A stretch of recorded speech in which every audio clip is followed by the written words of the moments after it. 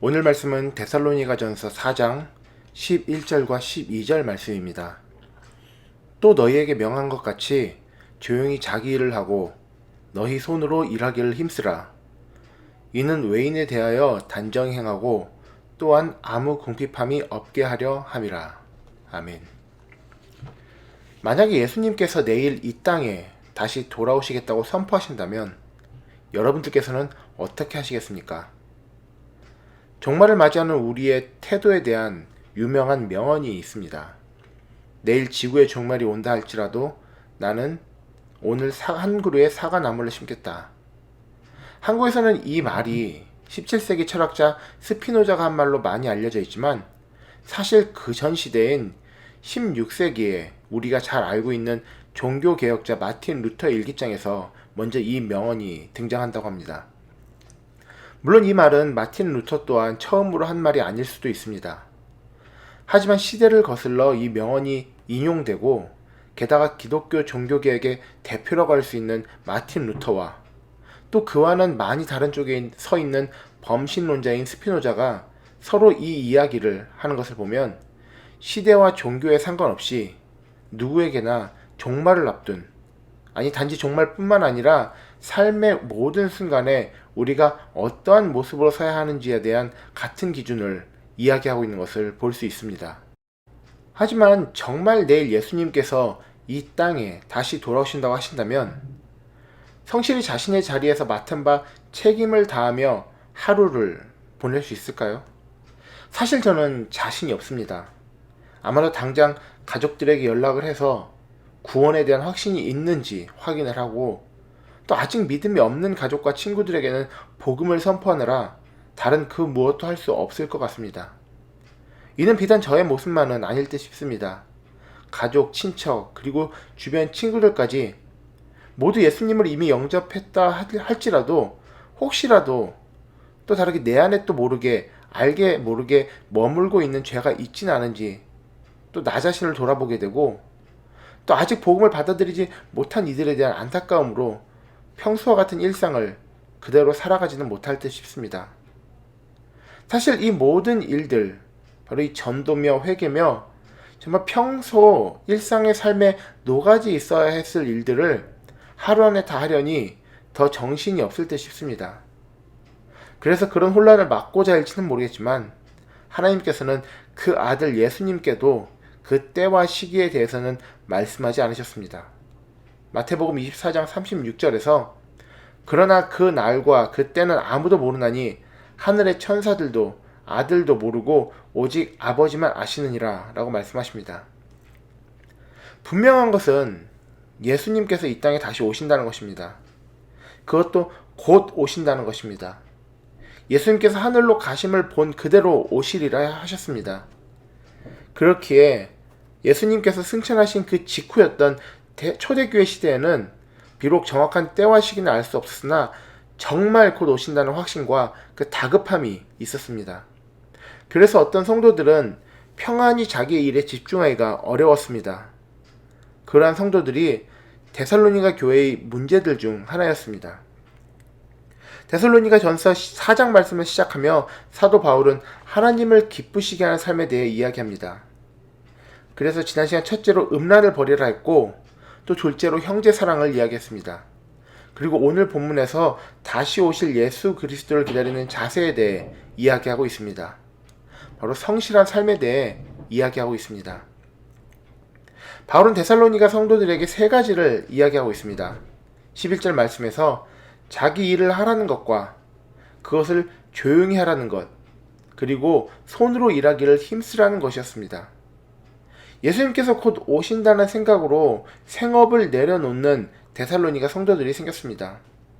이 땅의 종말이 눈앞에 있는데 굳이 힘써 일할 필요가 없다고 생각했던 것입니다.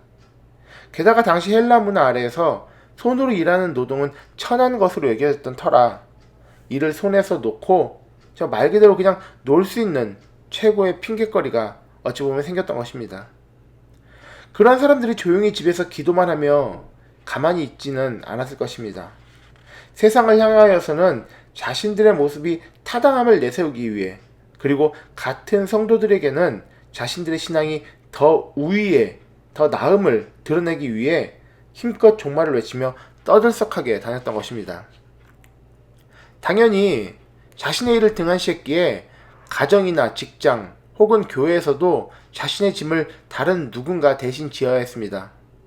가족이나 이웃의 짐을 대신 지어주지 못하는 것을 둘째치고, 아니 최소한 서로의 짐을 나눠지지는 못할 망정 자신의 짐을 다른 이에게 넘겨놓고 종말만을 외치며 돌아다니는 모습이 그 누구에게도 덕이 될 리 없었습니다.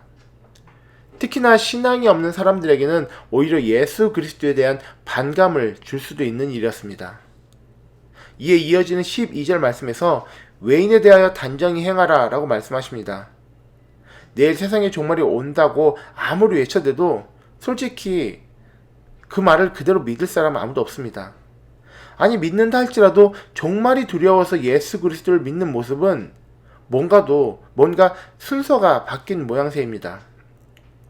우리가 믿지 않는 사람들에 대하여 존경받는 또 칭송받는 크리스찬으로 서기를 하나님께서는 바라십니다. 그들이 우리의 모습을 통해 예수 그리스도를 바라보게 될 때 그 마음을 움직이시는 것은 결국 하나님의 은혜입니다.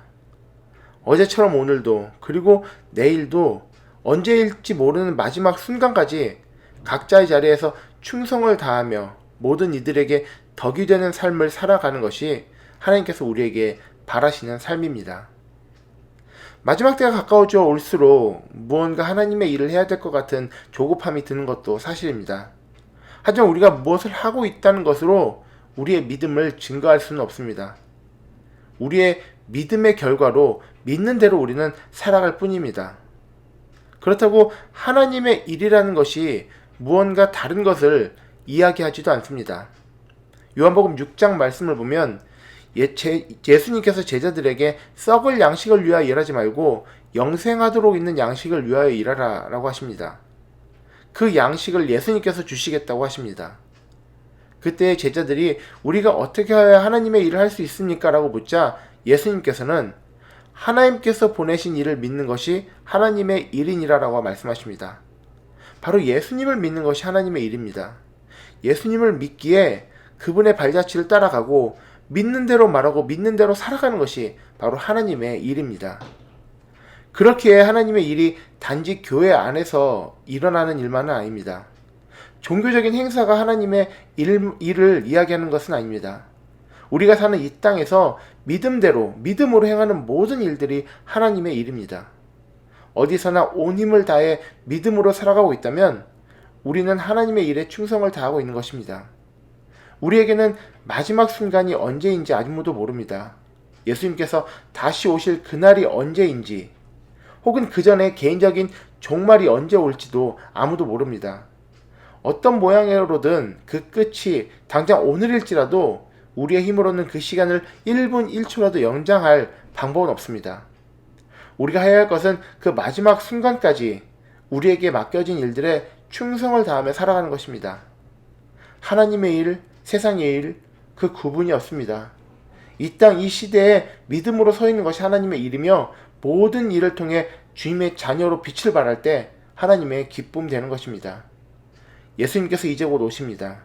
그때를 위해 모든 순간 준비되어 있어야 할 것입니다. 그렇게 주님께서 기뻐하시는 삶 살아가시는 우리 모두 되시기를 주님의 이름으로 기도합니다.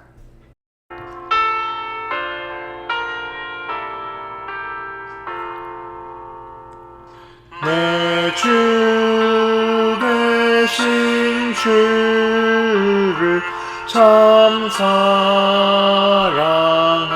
사랑하고 곧 그에게 죄를 사고합니다. 그는 은혜를 주신 내 예수시니 이전보다 더욱 사랑합니다. 주날 사랑하시는 하사 구하시려고 저 십자가 고난 당하셨도다.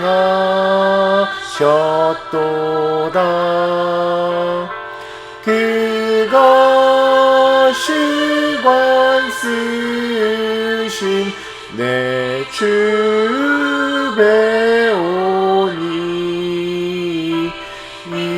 이전보다 더욱 사랑합니다.